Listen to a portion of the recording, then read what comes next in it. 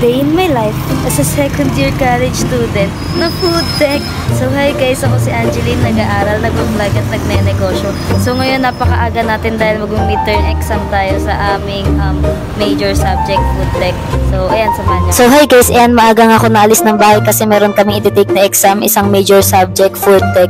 Tapos ayan, nasa bus na ako. Then muntik pa ako hindi makaupo kasi medyo siksikan. Pero pag madaling araw, mabilis lang yung biyahe. Madilim pa lang nung umalis ako, pero ayan, pagbaba ko ng bus, maliwanag na. Pero bibili sana ako ng pandesal dyan guys, kaso naisip ko sa school na lang malapit ako mag-aalmusal para iwas late din. Nga pala guys, late upload na to kasi itong mismong araw ng exam ko, birthday ko din. So ayan, nasakay na ako ng jeep papuntang school, tapos ang ganda pa ng sikat ng araw kasi maaga pa nga yan, may vitamins pa. Habang naglalakad nga pala ako papuntang school, isishare ko muna sa inyo tong sinabi ni Father Raura na hindi ka dapat mainggit sa kung anong meron ng iba na wala ka. Kasi siguradong may mga biyayang meron ka pero wala sila. At ito yung mga talento o tao na maaaring maging daan para maabot mo ang pangarap ng Diyos para sa iyo. Palagi natin tatandaan na hindi pare-parehas ang buhay ng takbo ng tao. Magkakaiba ang plano na nilaan ng Diyos bawat isa para sa atin. At kung sakaling mainggit ka man, gawin mo itong positibo para sa darating na future mo at ng mga nakapaligid na tao sa iyo. Anyways guys, ayan, naakyat pala ako sa room namin. Wala pang tao, nakalakpa, kaya napag-isipan kong mag-almusal muna. Nabili ako niyan ng rice na may imbutido. Tinake out ko na nga lang pala para sa waiting shed na lang ako kakain. Tapos bumili na rin ako ng tubig dahil wala akong baon na tubig. Pagtapos ko nga pala bumalik na ako sa may building namin para dun kumain sa waiting shed. At ayan, mabilis lang ako kumain, naubos ko na kasi gutom din. Kung nga pala kumain, dumating na din yung ibang kaklase ko. So ayan, binigyan ko ng sticker si Godoy, pinakagwapo daw na kaklase ko para i-share niya tong vlog ko.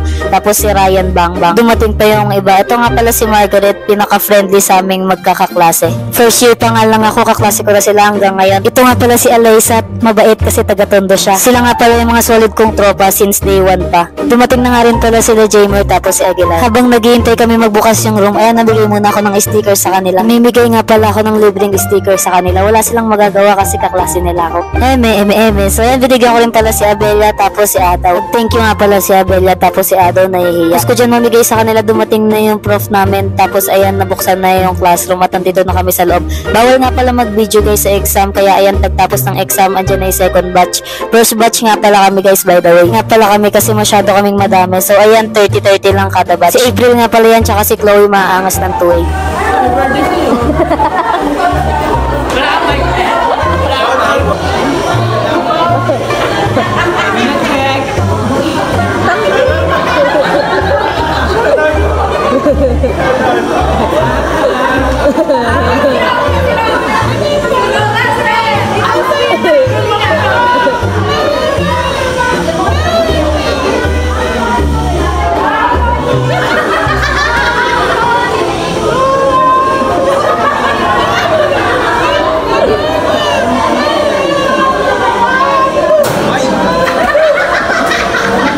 Pala ako ng Shanghai tapos rice bago umuwi, tapos kinain ko yan saglit. Eto, pauwi na ako, naglalakad na ako ulit. Piesta nga pala kung piesta man dito. Tapos nga ng exam, umuwi ako agad kasi nga birthday ko nga nung araw na yan. Pero wala akong balak maghanda. Ang ginawa ko, namigay ako ng ice cream sa bata o matanda sa street na. Kaya nga pala napapanood yung vlog ko ng birthday, nandyan lang sa may profile ko yung video. Nakasakay na nga pala ako ng bus dyan guys, tapos yan yung terminal papunta sa amin. Nga pala, maraming salamat sa lahat ng sumusuporta sa akin. Hindi ko man kayo maisa-isa, pero lagi kong sinasabi na maraming salamat sa inyo. Sana huwag kayo magsawang sumuporta sa akin sa lahat ng mga vlog ko. Big thanks nga pala sa mga nagmo-motivate sa akin mag-vlog, magpatuloy sa ginagawa ko. Backride nga pala ako sa tricycle guys para tipid kasi kapag special mahal. So ayan, nag-aantay ako lagi ng kasabay. Tapos eto, naglalakad na ako sa loob ng subdivision namin. Na lang din pala tatapusin tong vlog na to. Salamat sa panonood. Next vlog naman ulit. Bye! And don't forget to follow my social media accounts. Thank you!